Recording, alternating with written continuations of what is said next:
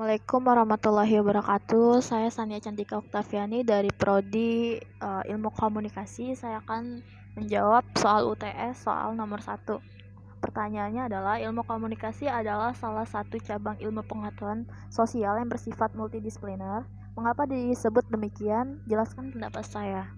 Pendapat saya tentang ilmu komunikasi merupakan salah satu cabang ilmu pengetahuan sosial yang bersifat multidisipliner. Menurut pendapat saya disebut multidisipliner karena pendekatan-pendekatan yang digunakan berasal dan menyangkut berbagai bidang keilmuan atau disiplin lainnya seperti linguistik, politik, dan juga ekonomi. Hal tersebut akan terlihat pada berbagai teori, model, perspektif, dan pendekatan ilmu komunikasi sendiri.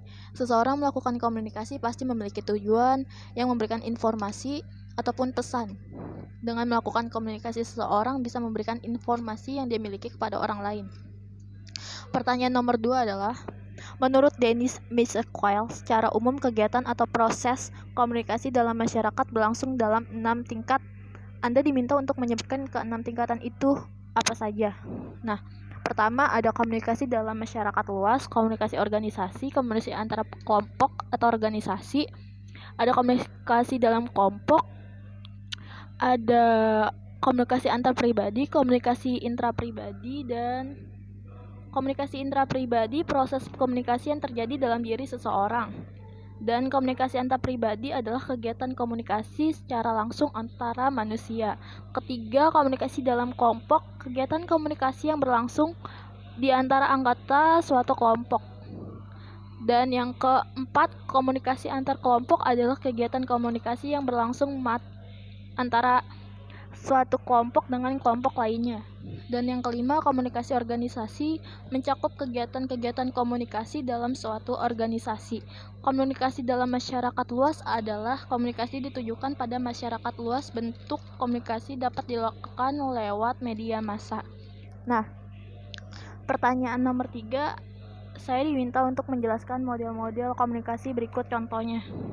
Nah, model komunikasi pemasaran atau umpan balik yaitu sumber atau dengan perusahaan, encoding atau juga tenaga penjualan iklan, transmisi adalah majalah, radio, dan TV, dan decoding respon atau interpretasi oleh penerima, tindakan adalah perilaku konsumen. Dan pertanyaan nomor 4 adalah, apakah yang Anda ketahui tentang definisi komunikasi kelompok? Berikan contohnya. Nah, definisi komunikasi menurut pendapat saya adalah proses transfer informasi dan pengertian seseorang. Komunikasi juga proses sosial karena melibatkan interaksi antara dua ataupun lebih. Sedangkan komunikasi kelompok yaitu interaksi tatap muka dari 3 atau lebih individu untuk memperoleh maksud dan tujuan yang dikehendaki seperti berbagi informasi, pemeliharaan diri, atau pemecahan masalah. Komunikasi kelompok terjadi ketika 3 orang atau lebih bertatap muka secara langsung ataupun lewat video call. Secara online biasanya di bawah arahan seorang pemimpin untuk mencapai tujuan dan sasaran bersama dan dapat mempengaruhi satu sama lain.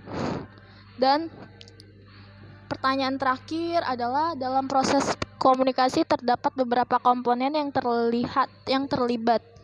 Sebutkan komponen-komponen itu dan jelaskan. Komponen-komponen komunikasi, komunikator atau penyampaian pesan atau sumber atau source. Semua proses komunikasi berasal dari sumber atau yang dapat merupakan perorangan. Jika dalam komunikasi individual atau antar perorangan, umpan balik merupakan pesan yang diberikan oleh komunikan terhadap pesan yang diterimanya. Pesan-pesan dapat berupa nasihat, bimbingan, dorongan, ataupun informasi. Pesan dapat disampaikan lisan ataupun nonverbal. Dan segitu saja yang bisa saya sampaikan dan saya jelaskan. Kurang lebihnya mohon maaf. Assalamualaikum warahmatullahi wabarakatuh.